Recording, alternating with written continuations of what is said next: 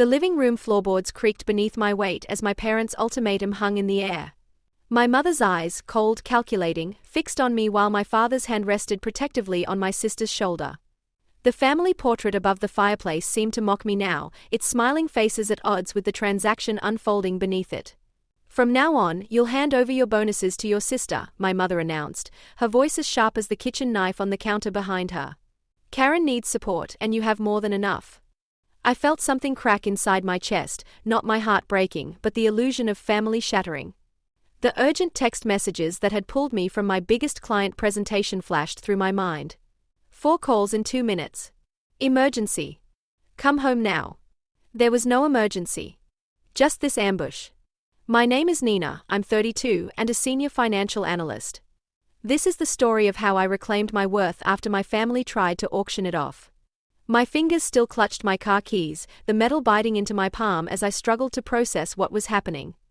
The drive over had been a blur of panic, running red lights, abandoning my laptop mid-presentation, my mind racing through worst-case scenarios. Dad's heart condition. Mom's diabetes. An accident.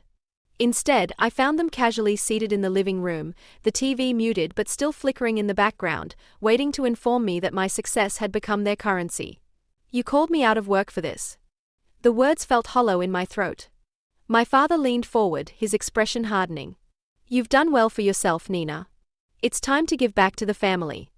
His emphasis on family hung between us like a threat. "Give back," I repeated, the words tasting bitter. As if my success was stolen rather than earned through countless late nights, sacrificed weekends, and relentless work. Karen sat silently beside them, eyes downcast but a slight smile playing at the corners of her lips. The golden child with hollow hands, perpetually in need, perpetually rescued. "How much?" I asked, my voice steadier than I felt. 11,000 to start, my mother answered without hesitation. "Karen needs to clear her debts." The specific number struck me like a physical blow. They had calculated exactly what they wanted to extract, not a vague request for help, but a precise financial demand. "No," I said, the word surprisingly easy to form. The silence that followed felt electric. My father's face flushed deep crimson as he slammed his beer bottle down on the coffee table. "Ungrateful," he spat. "After everything we've done for you." Everything they'd done. The bare minimum of parenting transformed in their minds into a debt I could never repay. I turned to leave, my body moving on autopilot while my mind raced. As I reached the door, my mother's voice followed me like a curse. "Don't walk away from this family, Nina. You'll regret it." I pulled the door closed behind me with a soft click that felt more final than a slam. By the time I reached my Pasadena apartment 20 minutes later, 19 text messages waited for me. Each one more desperate than the last. Karen had texted, "Mom told me what you said. You're heartless. I need $11,000 or I'll be homeless. Why do you hate me so much?" The same number repeated throughout like an incantation. $11,000. Half my emergency fund. Half my security. I typed a single response, "Don't text me again." Then I blocked her number, knowing they still had ways to reach me through email and social media, which I wasn't ready to cut off completely. But sleep wouldn't come that night. My mind kept replaying every moment when my value had been defined by what I could provide. Every time my mother had said, "Why can't you be more like your sister?" Not more like her personality or kindness, more like her neediness, her dependency. Every birthday Karen ruined with carefully rehearsed tears. Every compliment that ended with, "You're so lucky, Nina." That word, lucky, tasted different now. Lucky to work 60-hour weeks while Karen drifted between jobs. Lucky to have my success treated like a family asset rather than my own achievement. My phone buzzed again near midnight. It was an email from my mother. "Nina, we've been in an accident. Dad's in critical condition. Please send $11,000 for the hospital immediately." My throat closed. The same number. The same urgency. Even fear had a price tag attached to it. I sat frozen in my kitchen, the phone screen illuminating my face like an alarm. Something inside me whispered, "Check first." I called Riverside Community Hospital, where they would likely go given their address. Robert Wilson, car accident, possibly admitted within the last hour. I asked the nurse who answered. The pause as she typed felt eternal. "I'm sorry, we have no patient by that name." I tried another hospital. Then another. Nothing. No Robert Wilson anywhere in the system. They had lied. Used the possibility of death as the password to my savings account. Something inside me shifted, not a breaking but a hardening. A crystallization of clarity. I didn't cry. I didn't scream. I opened my laptop and began to type. 10:03 p.m., I downloaded every bank statement, insurance document, and investment record I owned. Proof that my life belonged to me. 2 a.m., I froze my credit, changed all my passwords, and requested a new phone number. 3 a.m., I emailed HR in Barcelona accepting the international transfer I'd been avoiding for a year. My company had been trying to get me to take this position for months, and I had all the paperwork ready.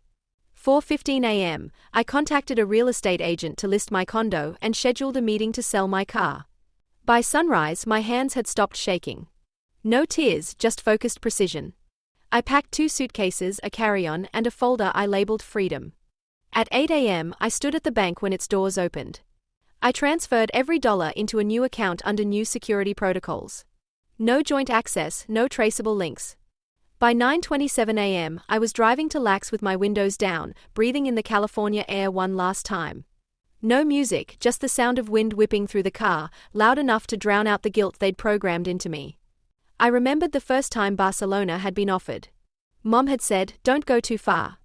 Karen needs you here." So I stayed. I thought family meant proximity. Now I understood it meant chains. At the terminal, my hands trembled, not from fear but release. 1 boarding pass. 1 way. No return address. At 11:30 a.m., my flight lifted off. I didn't look back. Didn't send a final text. Didn't explain. Let them wonder. Let them call it betrayal. I called it survival. When the wheels left California soil, I realized something strange. I wasn't running from them.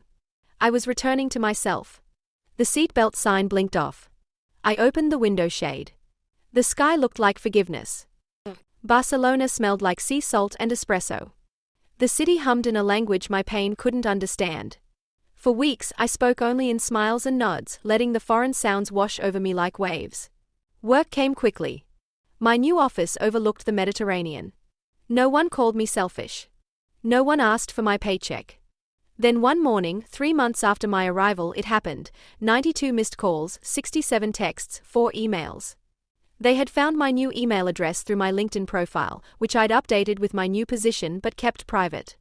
The sender, Wilson Family Legal Services. A Gmail address, not a law firm. Subject line, theft of family assets. The body was chaos. Legal consequences. Financial abuse. Demands to report to court immediately. No letterhead, no case citations, no shame. I read it twice, surprised by my own calm. Then I opened my banking app. My money was there.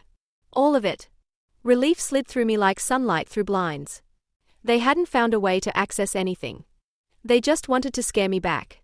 Next came the voicemails on my work phone, the number they must have found on the company website. Mom's voice, cold and clipped. "Nina, stop this nonsense and call us immediately." "Dad, your mother's having a breakdown because of you."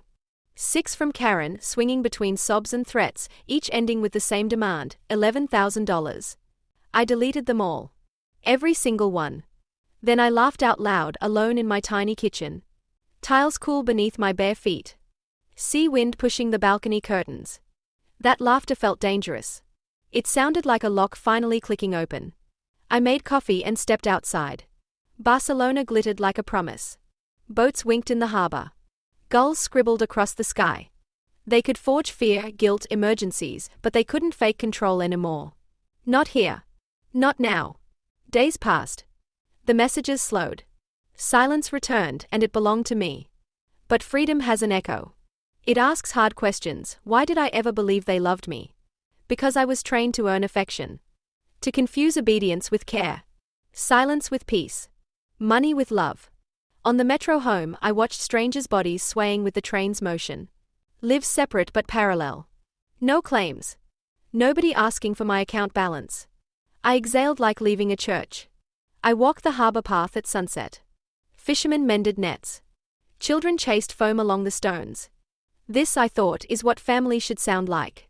The air smelled of salt and diesel. The water burned gold under a falling sun. Every ripple looked like closure. My jacket snapped in the wind. I told the sea a secret, you don't owe them anything anymore. A week later, a real letter arrived at my Barcelona address. How they found it, I wasn't sure, perhaps through company records or by hiring someone to track me down. Letterhead. Bar number. Polished threats. Wrongful withholding of support funds. I forwarded it to my attorney in the US, whom I'd retained before leaving. He called laughing. They have no case, he said. They're hoping you'll panic and pay. I watched the horizon soften to blue. I didn't feel guilty for being safe. I felt new. I turned back toward home. Heart steady, address unknown. I didn't slam the door. I erased the address. It started with a cream envelope 6 months later. Familiar handwriting. No return address. Just my mother's looping cursive. I almost threw it away, but curiosity is a stubborn thing.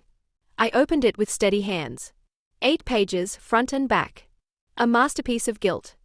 Page 1, the history of my ingratitude. Page 2, every meal they had ever paid for. Page 3, Karen's pain measured in dollars. By page 6, they were rewriting our family story. They called my independence financial cruelty. They called my silence emotional abuse. Then came the final paragraph, if you send us $50,000, we can rebuild this family. Otherwise, you'll regret this forever. I read it twice. Then I started to laugh, the same kind of laugh that once frightened me. The one that meant I was done. I fed the pages into my office shredder. One by one. The hum of the blades sounded holy. White confetti poured into the bin like snowfall over a grave. For every shredded line, a piece of their control disintegrated. I watched until nothing remained. Then I poured coffee, sat on the floor, and breathed in peace. For 32 years, they'd trained me to apologize for existing. Every choice had come with a price tag. Every act of love, a receipt. But that morning, I realized something simple: you can't buy love from people who only sell conditions. I called my therapist.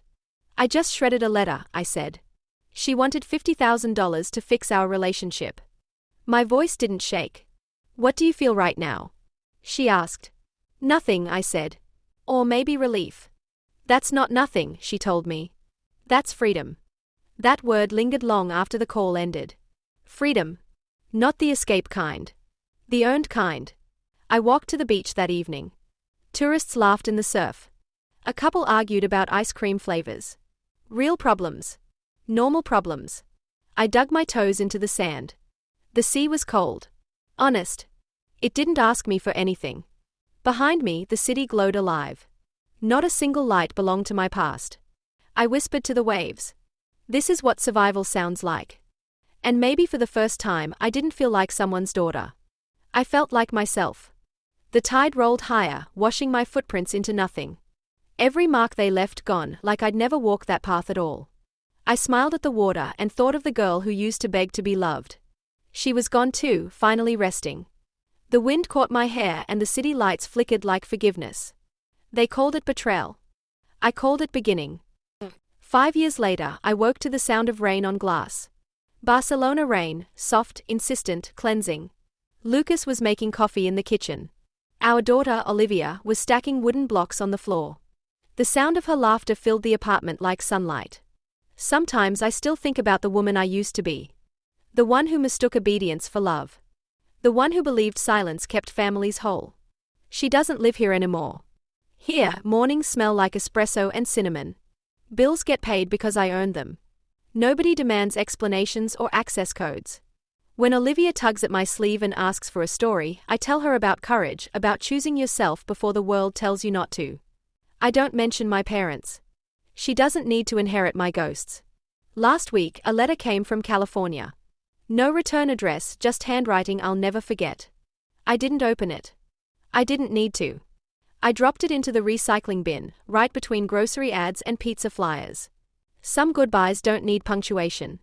In therapy, I learned that forgiveness isn't always about letting them back in. Sometimes it's just letting yourself leave. I don't hate them anymore. Hate keeps you tethered. Indifference is freedom. Olivia calls from the window. Mom, the sun's back. She's right. Light breaks through the storm. I watch her dance in the living room. Barefoot, fearless, whole. And I make a quiet promise, she will never have to buy love or earn it. Lucas kisses my shoulder. For a moment, the world feels quiet again. Not empty, just peaceful. I glance at the skyline. The city glows gold and alive. A life I built. A life I own. 2 years ago, I had finalized all legal ties with my family, formally changing my surname and removing myself from any shared accounts or documents that might have remained. The last thread was cut and it felt like healing. No one can claim it. No one can take it. Because peace isn't given. It's claimed.